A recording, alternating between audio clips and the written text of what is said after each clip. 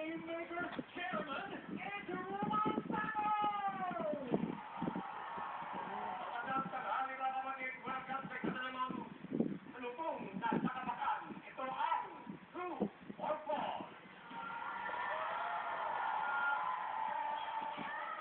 Paano na ba yan? Let's watch this. True or False. Meron tayong 15 players. Tatlo pa ng labanan.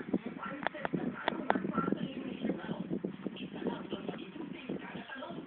At panalo agad siya ng 5,000 pesos. Ibang team players naman ang maglalaban-laban sa jackpot round. Pass or play ang labanan ng mga players. Kung play, sasagutin ng player ang tanong.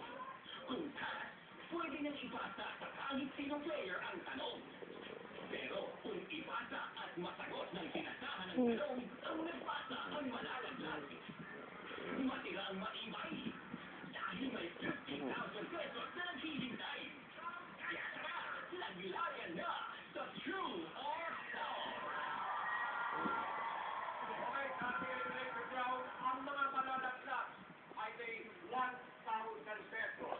At ang maiiwan ay may 5,000 pesos. At sagot na sa ating jackpot round. Tandaan niyo po, sa jackpot round, last man standing ang siyang mag-uwi ng 50,000 pesos. Okay, nagpunta na po ang